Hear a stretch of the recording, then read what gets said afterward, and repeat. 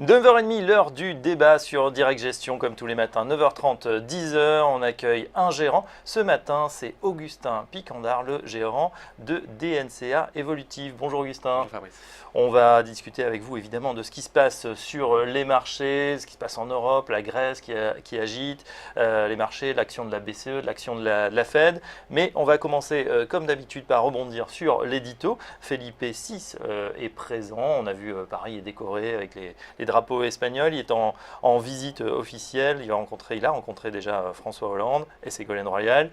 Une visite, bon, c'est pas un chef d'État, mais c'est quand même important. On voit que l'Espagne, en tout cas, va mieux. Est-ce que c'est une zone sur laquelle vous souhaitez investir aujourd'hui? Qu'est-ce que vous inspire? Parce que ces pays périphériques ont fait peur à un moment. Aujourd'hui, ça va quand même un petit peu mieux. Exactement. Alors dans le fonds DNCA Evolutif, nous on est peu présent en Espagne, on n'a qu'un titre qui est Telefonica.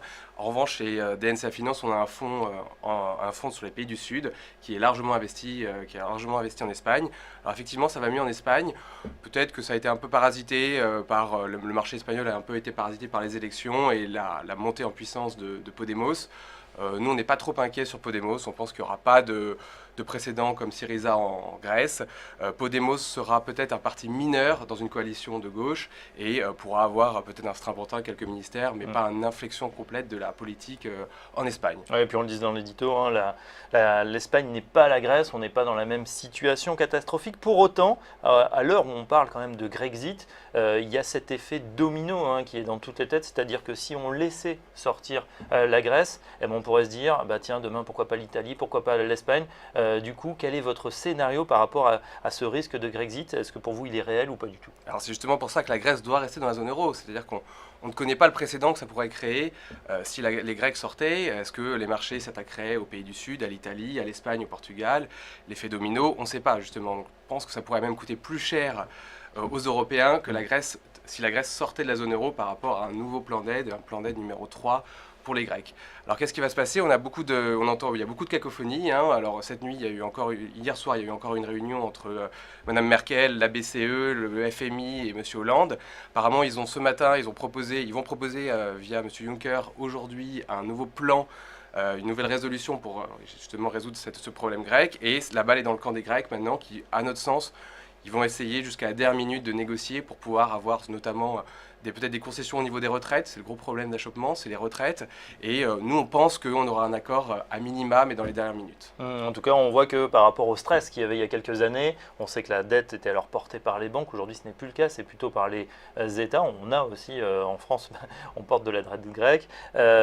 Aujourd'hui, donc, on voit que les marchés financiers finalement sont moins stressés.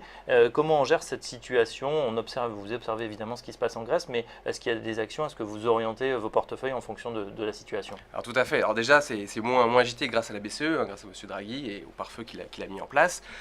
Le marché, dans son ensemble, depuis 2 semaines, il réagit beaucoup. Il est très nerveux. Chaque communiqué, que ce soit de la Troïka ou ex-Troïka ou des Grecs, le marché prend plusieurs ou diminue de plusieurs points. Donc c'est très dur pour un gérant en ce moment. Il faut garder la tête froide. Pour nous, quand il y a une phase assez excessive de baisse, c'est des points d'entrée. C'est-à-dire que des titres qu'on aime bien, des valeurs qu'on aime bien, assez cycliques, assez européennes, ça nous permet de remettre un petit peu de risque dans le portefeuille. Après, il faut rester vigilant parce que le risque politique, il est toujours difficile à quantifier. Par définition, on ne sait pas trop ce qui va se passer avec les politiques. Donc il faut rester quand même un peu prudent, c'est-à-dire et pas tomber non plus dans l'euphorie. Et justement, alors donc sur cette Grèce, 2 scénarios finalement sortis où on reste, on aura un accord, voilà, un ultimatum, un énième ultimatum, et puis finalement, vous pensez qu'on va se mettre finalement d'accord pour garder la Grèce dans l'Europe? Alors il y a 300 millions à rembourser vendredi au FMI.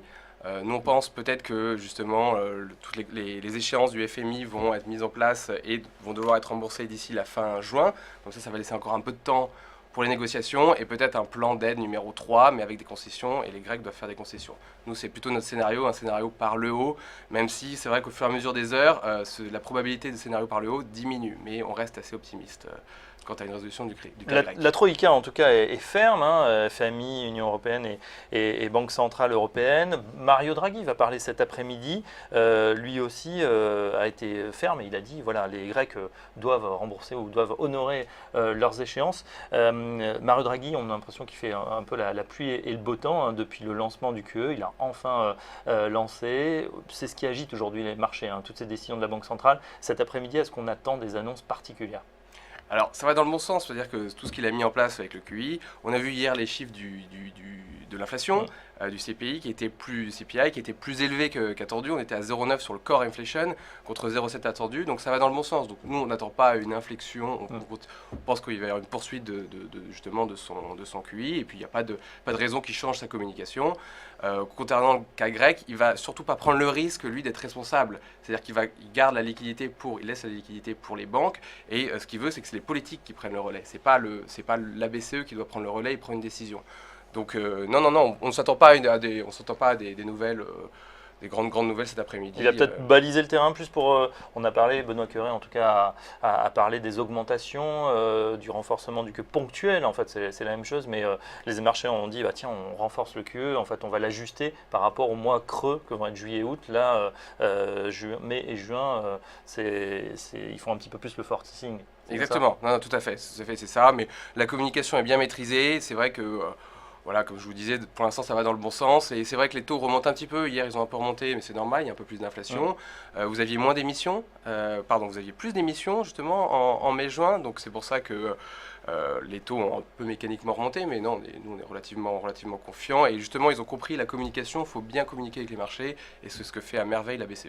On a vu donc accélération de l'inflation, c'est un des marqueurs pour la BCE. Est-ce que selon vous le pari est rempli, est gagné pour Mario Draghi, c'est-à-dire on voit cette inflation remonter, on avait très peur de la déflation en fin d'année, ce pari est-il en voie d'être gagné?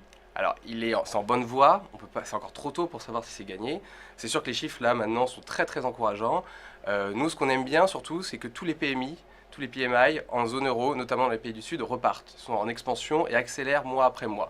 Ralentissent un peu en Allemagne, ça s'améliore en France, mais c'est surtout dans les pays du Sud. Donc on voit qu'en fin de compte, tout ce qui se passe avec le QI, qui a commencé finalement au mois de février, commence à se diffuser. Ça va prendre du temps, ça se diffuse dans l'économie réelle.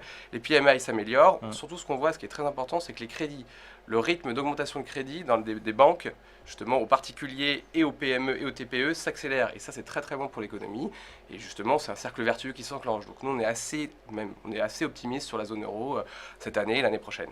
Et sur les banques en particulier? Sur les banques en particulier, parce que vous avez des marges qui sont certes de plus en plus serrées, mais vous avez du volume qui repart, le coût du risque qui diminue, et justement vous avez du volume qui repart avec les crédits aux PME, aux particuliers, aux TPE, donc ça c'est quand même relativement intéressant, et des valorisations qui sont finalement assez attractives. Le risque réglementaire, il est là, il commence à être bien pricé par le marché, mais vous avez, ce seront les premiers titres qui profiteront d'une reprise du crédit, une reprise de l'activité en zone euro. Du côté des États-Unis, en revanche, là, effectivement, ça a calé un petit peu au niveau de la croissance au premier trimestre, révisé en plus, ça a été annoncé à moins 0,2, ça a été révisé à la baisse. Ça surprend toujours un peu, on sait qu'il y a peut-être un biais un peu statistique sur ce premier trimestre. Quelle est votre opinion, vos vues justement sur cette croissance? On sait très bien que le marché, quand même, si ça ne va pas très bien aux États-Unis, tôt ou tard, on l'acte sur les marchés en Europe. Alors, il y a une saisonnalité dans les résultats du PIB du premier trimestre aux États-Unis. Bon, ça, on en a déjà largement parlé. Ce qu'il faut savoir, c'est que je pense que le consensus est trop optimiste parce qu'on a sous-estimé vraiment le choc d'investissement aux États-Unis lié au pétrole. Vous avez une baisse de 30%, d'environ 30% des investissements liés à l'énergie qui impactent tout ce qui est métallurgie, biens d'équipement et même les services. Donc finalement, ce choc a été vraiment sous-estimé. Vous avez aussi les Américains, donc le ménage américain, qui finalement, c'est $800 par mois d'économie, d'économie sur les coûts du pétrole qui ont dit du carburant qui a diminué. Il l'a épargné, il ne l'a pas dépensé. Donc il a reconstitué son épargne. L'Américain ne dépense toujours pas. Ça, c'est inédit quand même. Ça, c'est inédit complètement. C'est inédit. On n'est pas habitué. On n'est pas habitué, justement, il se désendette. Donc ça, c'est peut-être plus sain. On partira peut-être sur des bases plus saines pour la deuxième partie d'année et pour l'année prochaine. Donc on reste confiant, mais sur un rythme de croissance de plus de 2%. Et non 2,5-3% comme ce que nous laissaient envisager les analystes en début d'année. Et dans ces conditions, vos prévisions par rapport à l'action de Mme Yellen, la Fed, quand c'est qu'elle va remonter ses taux? Alors elle a communiqué, elle a dit qu'il fallait relever les taux. Donc nous on pense que ce qu'elle va vouloir faire, c'est quelque chose de symbolique. Elle va vouloir relever les taux, certainement pas en juin, certainement pas au décembre, c'est trop tard, mais probablement, parce qu'il faut prendre au conditionnel, probablement en septembre, pour marquer le coup.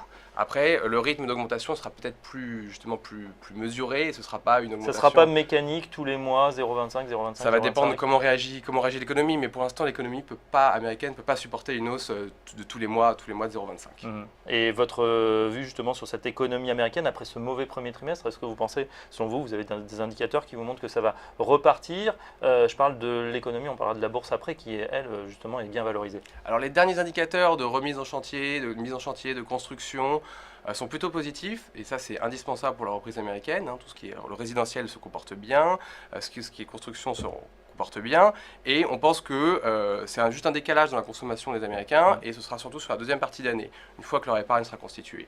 Donc nous on est assez confiants pour la deuxième partie d'année. On n'a pas de scénario de trou d'air aux États-Unis pour la deuxième partie d'année. Alors il y a quelque chose quand même qui pénalise beaucoup les entreprises, évidemment, c'est le billet vert qui s'est fortement apprécié. On a vu que la croissance, les bénéfices avaient été amputés ce premier trimestre de près de 25 milliards de dollars qui manqueraient à cause de l'effet change. Est-ce que selon vous, le billet vert va rester ferme dans les mois à venir? Alors on a une telle divergence de politique monétaire de la part de la BCE et de la Fed. De là à aller à la parité, je ne pense pas. C'est très très dur de toute façon de faire des hypothèses sur la devise. C'est vrai que l'euro devrait rester sous pression. Alors après, peut-être qu'à court terme, s'il y a une solution positive avec le cas grec, l'euro va remonter. Mais on pense qu'il va rester sous pression et peut-être pas parité, mais entre 1,05 et 1,10, sans trop mouiller, vous voyez, le dollar devrait se situer dans ce range-là. D'accord, c'est vrai que ça arrangerait pas mal de gens. Et puis une dernière composante évidemment de cette économie américaine, elle s'est reposée dessus ces dernières années, il y a même un changement de paradigme au niveau mondial, c'est le pétrole. Le pétrole avec ses gaz de schiste, les États-Unis qui sont redevenus un des premiers producteurs mondiaux, ça a changé l'équation. Pour vous, quelle est votre vision sur ce pétrole? Qu'est-ce qu'on peut attendre là aussi, peut-être un niveau de prix? Alors, niveau de prix, c'est toujours très dur parce qu'il y a les composantes géopolitiques que vous connaissez. Est-ce que l'Irak va revenir? Est-ce que l'Iran va revenir aussi sur le marché? Donc ça, c'est très très dur. Le prix du baril a remonté parce qu'il y a eu une recomposition des stockages. Maintenant que les capacités de stockage sont complètement saturées, le prix du baril mécaniquement devrait rester un petit peu sous pression et devrait rediminuer, refluer, tant que de toute façon vous n'avez pas un équilibre qui se fait entre l'offre et la demande. Donc c'est très dur d'avoir des prévisions, sachant que personne ne pensait que le baril allait aller à ce niveau-là l'année dernière, c'est sûr. Donc on pense qu'il devrait se stabiliser autour de 60, pour le WTI, autour de $60 et peut-être repartir en 2017 si vraiment le marché repartait. Ouais, sur le marché boursier, justement, quand on regarde les valorisations, on en parlait il y a un instant, c'est vrai que c'est élevé. Et puis, on a une bourse quand même qui a bien remonté, qui a fait x2, x2,5 depuis 2009, poussée par les 3 quantitative easing successifs. Est-ce que ça peut durer ou est-ce qu'à un moment, il faudra marquer le pas? Certains anticipent effectivement qu'on pourrait avoir une consolidation assez violente de 10 à 15% sur ce marché américain qui est jugé quand même maintenant à des valorisations élevées. Qu'en pensez-vous? Alors c'est vrai que si vous avez les BNA, les bénéfices d'entreprise qui ne repartent pas, du fait du dollar qui est assez fort, ça va être un peu compliqué pour eux. Les valorisations sont tendues. Vous avez la Fed, donc quand elle va annoncer, il y aura forcément de la volatilité. Ça engendre toujours de la volatilité quand vous avez un resserrement monétaire. C'est pas à exclure. Alors effectivement, le marché européen n'est pas immunisé, n'est jamais immunisé par rapport au marché américain. Donc c'est sûr que vous pouvez avoir de la volatilité. Après, est-ce que ce serait des points d'entrée pour le marché américain? Peut-être. Nous, c'est vrai qu'on est plus sur les valeurs européennes, mais c'est pas à exclure, effectivement. Avantage à l'Europe, donc pour Avantage résumer, c'est par rapport à des États-Unis où effectivement la croissance pour l'instant marque un petit peu le pas, les clignotants passent au vert en Europe. On va parler dans un instant justement des secteurs et des valeurs préférées par Augustin Pigandard, le gérant DNCA et en particulier du fonds DNCA Évolutif. A tout de suite.